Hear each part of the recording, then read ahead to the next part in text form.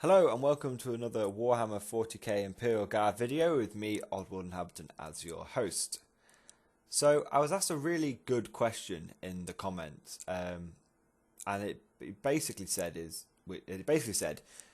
how do you get around the practical, real life issues of moving and transporting and deploying a pure infantry guard army? With 200 plus mods, how do you do it? Especially in a tournament environment where you are constrained by time limits, because it's not so bad in a, it's not so bad in a friendly environment, but it's obviously really, you've got those time limits in a tournament. So I'm just going to spend the time to actually go over that because I thought it was a really good comment. Because obviously I've talked about in-game ability, plan ahead and everything, and that does apply here as well. But I thought it'd be really good to just cover this. So this should be a fairly short video. I hope to keep it under 10 minutes. But yeah, so that first one, transporting. How do you transport that many guys? Okay, honestly, number one is almost the easiest one to answer. Get a carry case. Get a really big carry case. Okay, I have a massive one. It's the size of two of the standard Games Workshop ones. If I remember to, I'll put a link in the description. And its original purpose was to transport tanks in it. But what I did is I got a load of foam. The Games Workshop, the old style Games Workshop foam, where each tray was 4 rows deep and 9 figures across, and you could put one man on each figure, and so you could hold 36 infantry per tray, and that fits 4 of these trays on each side. So that means I have roughly I have 4 times 40, which is obviously 160 on each side. So I can transport about 300 guardsmen. Obviously minus 4 from each tray, because it's 36, not 40. But, I can roughly carry about 300 guardsmen in this one case. Now these cases are quite expensive. It's worth it. It's worth definitely buying them. I would recommend. You're already going to be spending a load of money on infantry. You've got to try and cut costs where you can. I would recommend buying a second hand if you can. I got my case, my massive case, plus all the foam for, I think it was about £50. And considering these cases are like £100 on their own, and you don't even get the right foam with them, I thought that was a really good deal. So yeah.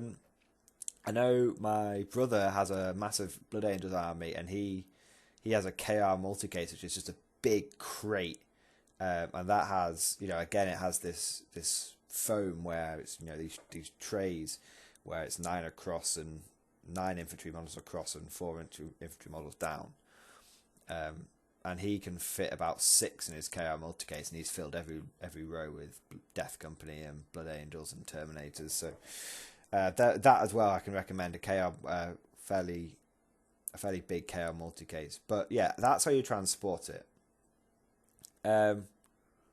That's really, so that's you need to have a big case like that. You don't want to be turning up to a tournament with 10 different small boxes. It's not practical. I mean, how are you going to carry them all around? It's just. You're going to be scrabbling through boxes. Just no. One box with everything in it. That's how you want to do it. Transportation. So, what about deployment? Well, interestingly, deployment and transportation are actually really closely linked, especially when you're at a tournament. So imagine I've got my eight trays of infantry. What I do when it comes to me deploying, and I did this with my Emperor's Shield Infantry Company list, which was 3 50-man platoons and 40 conscripts, and then obviously a load of command squads and other bits and bobs. About 5 command squads and 4 commissars, whatever it was. What I did is I went, right, I'm going to put 1 platoon in each one of these trays. So that's 40 men in each tray. Now, I know they're 50-man platoons, but I had 40, but I ran 3 a squad from each platoon as an individual squad, if you remember we saying this in another video. But essentially, long story short, I ran a platoon on each tray, 40 men on each tray. So that I was like, this is my autocannon platoon tray, tray 1. This is my missile platoon tray, tray 2. This is my las cannon platoon tray, that's tray 3. And I stacked, and then I went, right, here's my command squad tray, and I only had command squads that went on that tray. Command squads and advisors, that's that tray. Right, this is my conscript tray. There you go. And then I had a tray left over where I put the other 10 men from each platoon, and I was like, right, these are squads I'm going to run individually. There you go. And that's how and what I did, so I didn't just shove my models in my case willy-nilly. I put them in platoon by platoon. So what I could do when it came to the game is I would open my case up and I would lift out 1 platoon and I would deploy that full platoon. And then I would lift out the 2nd platoon and deploy that. And then I would lift out the 3rd platoon, deploy that. And then I'd have the conscripts. Conscripts would normally be on top, actually. And I'd deploy the conscripts as a long line across my whole deployment zone first. But you're getting the ideas. I organised it so that I was able to get 219 guardsmen deployed in under 7 minutes every game. And it's very important that we deployed that quickly, because it means your opponent's not getting frustrated, which means if you ever have any issues during the game, he's not going to be resenting you straight away. He's not going to be calling the TO over. And it also meant that if I was facing my opponent, which had a really psychic heavy army, he couldn't bitch at me at all, because it would take my opponent relatively short time to deploy, but it would be like 20 minutes, up to 15 to 20 minutes for him to do his psychic powers. So he can't complain if he's taken longer to do his psychic powers than it has for me to do my deployment. So that's really important. So you've got to organize it, okay? You've got to organize it.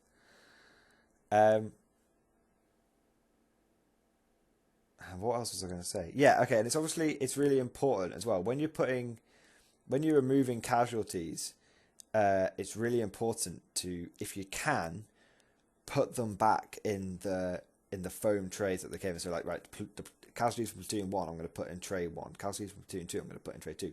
So when it comes to the end of the game, you're already 90% packed up again. Now, obviously sometimes you can't do that, but what I recommend is let's say you've got 3 platoons and each platoon takes some casualties. You don't have to remove them straight off the table. Maybe you can pick up your casualties and just put all the casualties from platoon 1 in a little pile until the end of your opponent's turn, and all the casualties from platoon 2 in a little pile just at the back of your board edge. And then when your opponent's doing his final bits and bobs, maybe he's got some jump moves, or some other kind of some assaults. When he's finished his assaults, you can quickly just, all right, let me just put, carry on, mate. That's what you say to him, carry on, mate. You do your assaults and everything, and I'll put these. I can see what you're doing. I'm just putting my guys back in the tray, and then we can make sure that everything speeds up quickly. Because if you're communicating with your opponent saying, I am trying to be as fast as possible, then he's not going to get pissed at you that you've brought so many models, because he can physically see you're making the effort. You're making the effort to be as fast as possible. And that way, when there's a tournament and you're limited to 2.5 hours per game, that's where you're saving time.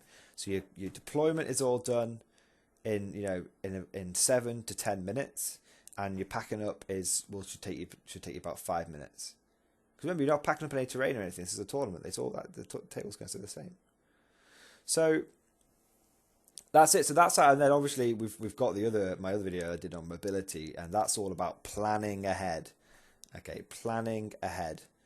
That's how you save time. So Yeah, and I regularly run 200 plus infantry at a tournament now, and I've had no complaints, and I always get to turn 5. The general rule at the tournaments that I go to is if you get to turn 5, that's fine. If everyone gets a complete turn 5, that's all right.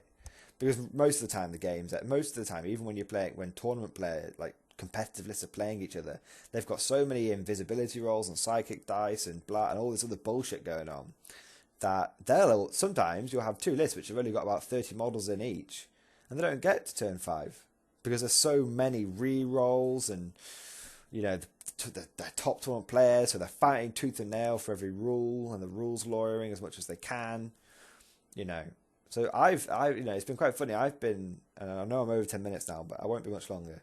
I've been literally playing a game where I was taking on a fucking dog star. And we finished our game, turn 6, rolled the dice, it didn't carry on anymore. And we had 20 minutes to spare. We had 20 minutes to spare, and I was running 200 guys, and he was running a dog star with about 50 dogs in it, or however many you can get. The guys next to us they were basically both using the equivalent of a wolf star. I think one guy was like a Space Marine bike star, and the other guy was actually using a wolf star. They didn't even they barely got to turn 4. They had to rush turn 4 because there was so much other stuff going on. Just gonna have a good drink. There's so much other stuff going on. So yeah, that's it. So quick recap.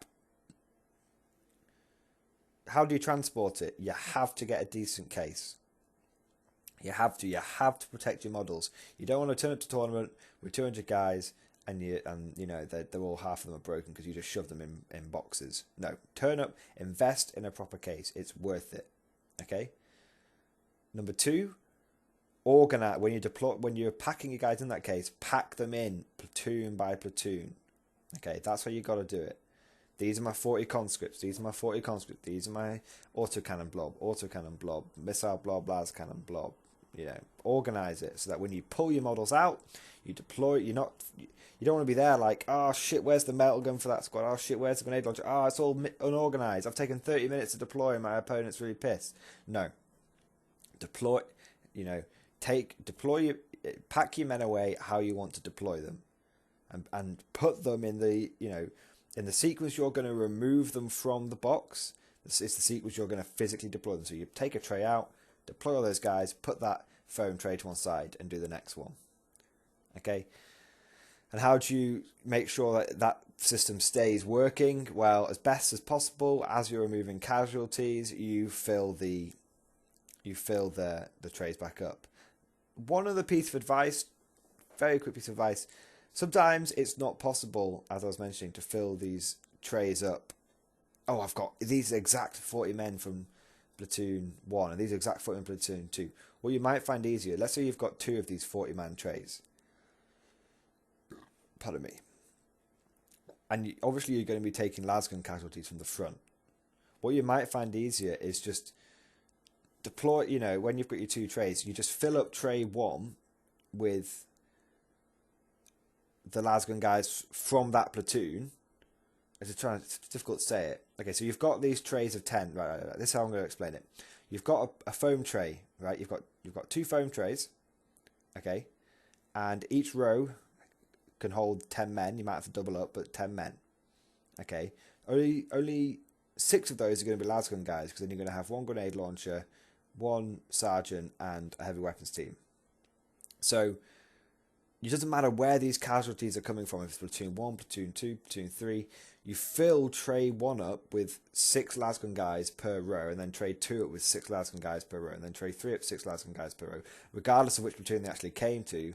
And then at the end, let's say you've only got your sergeants and your heavy weapons teams and your grenade launchers left, and you've got maybe a couple of lasgun guys. All you do is go, right, I've got 3 trays here, all with all the lasgun guys already in them. So all I need to do is go sergeant, sergeant, sergeant, sergeant, sergeant, grenade, grenade, grenade, grenade, heavy weapon, heavy weapon, heavy weapon. Does that make sense?